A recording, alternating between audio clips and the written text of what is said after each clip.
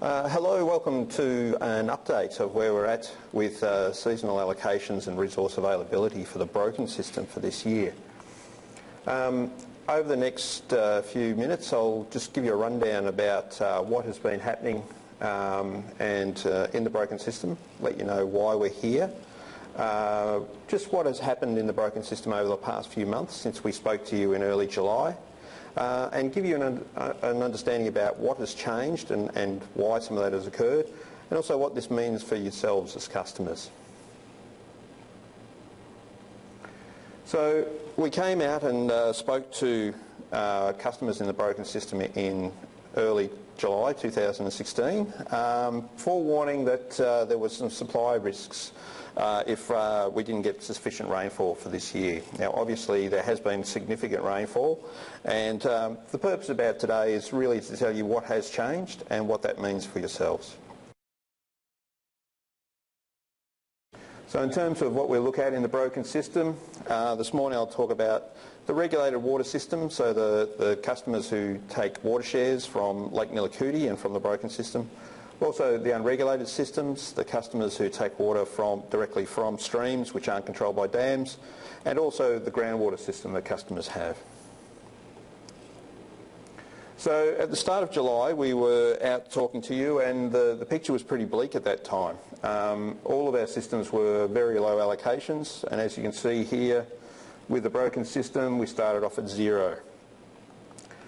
The most recent allocation available at this stage was on the 15th of September, and as you can see there's been a significant change around in terms of water availability, with the broken system now having 100% of its high reliability water shares and 14% of low reliability water shares, which is a tremendous outcome for this time of year.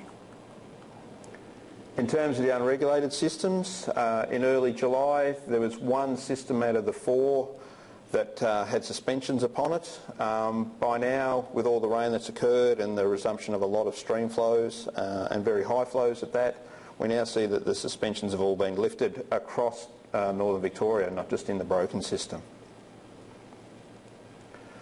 As had been the case at the start of July, groundwater hasn't been affected by the dry conditions of the past 2 years, and there's been no change in availability there, so groundwater isn't restricted at all for those customers. In terms of what's changed, well, I think the changes that we can see are best illustrated by the next few slides, with obviously a very rapid resumption or a very rapid rise in the volume of Lake Nillucooty following very significant rainfall, above average rainfall for the past few months. And that's quite a change from a very low point just before the start of July this year, up to a point where we're now got Lake Nillucooty spilling and over 100% of capacity. In terms of how that is reflected in the resource availability, this is the resource diagram that we had at the start of the year, and we can see that we had a very significant shortfall between the resources available and what we had to supply for the rest of the year. If we look at that now diagrammatically, we can see that we've got much more volume in storage, we're still getting some good inflows coming through, and we've been able to allocate that 100 plus 14% of the low reliability water shares.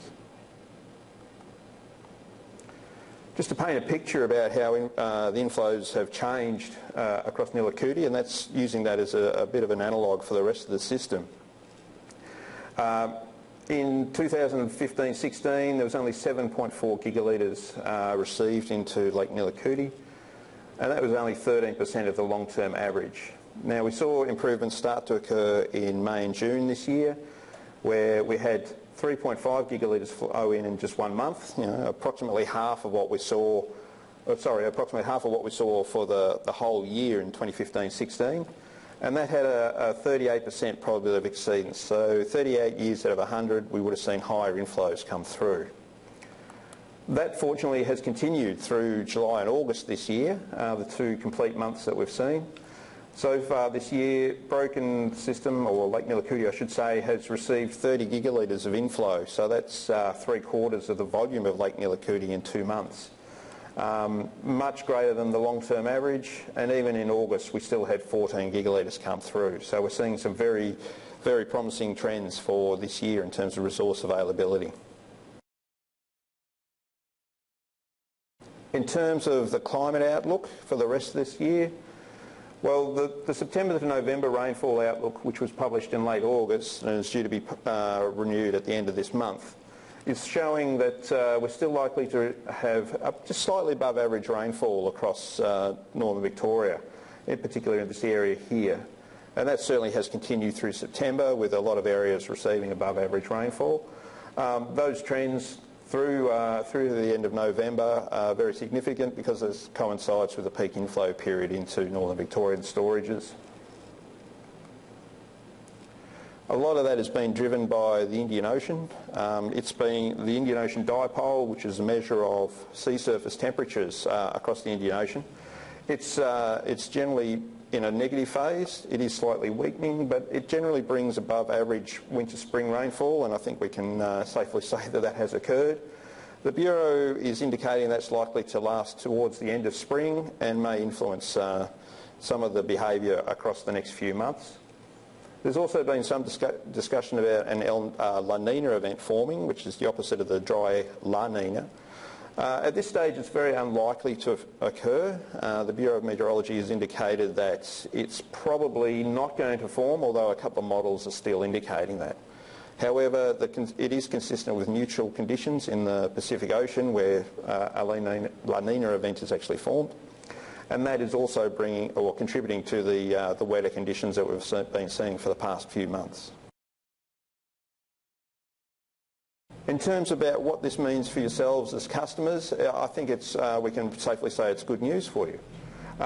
In terms of our operations, where we were coming out at the start of this year saying there was some risk, we thought it was low. Well, we can definitely say it's low now, and our system operations will continue as usual. So there's no restrictions on water availability, there's no restrictions on carryover. And in a sense, the tributaries are meeting a lot of the supply needs or the operating needs for the Broken River downstream of Lake Nillucooty, which is meaning that the water that is held in Lake Nillucooty is actually contributing to the seasonal determinations, which has been reflected in the higher allocation that we see at this time of year. In terms of further work, when we last met with you at the Bendigo Benalla public meeting, and the wrong system there, we spoke about advance allocation. Goulburn-Murray Water and the Department of Environment, Land, Water and Planning are still working on that. We hope to have some more information for customers shortly. It won't be something that is done this year in terms of having it ready for the start of next year, but it is something that we will continue to work on and make sure that we can provide some positive news for irrigators about having earlier seasonal determinations. Our key point there is we want to reduce the emphasis on Lake Nillucooty alone as an indicator of storage availability. In terms of what else is happening, well, given that we've got very close to normal seasonal conditions, we'll be continuing with our seasonal determination updates, but we won't be needing to do any special work for the broken system and any things that we were talking about back in July about potentially rationing water supply.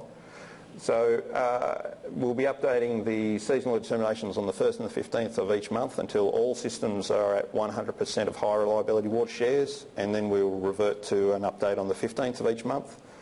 And the next announcement in terms of timing compared to this video is on the Monday the 3rd of October.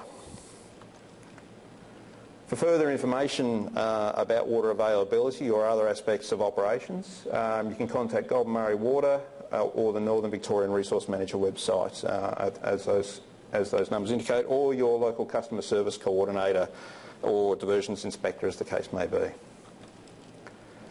If you need to provide any feedback to Goulburn-Murray Water at any time, please email Goulburn-Murray Water at reception@gmwater.com.au. Thank you very much. Cheers.